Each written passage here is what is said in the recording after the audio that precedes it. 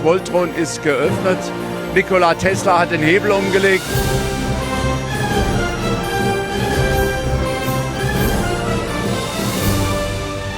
Voltron Nevera hat das Licht der Welt erblickt.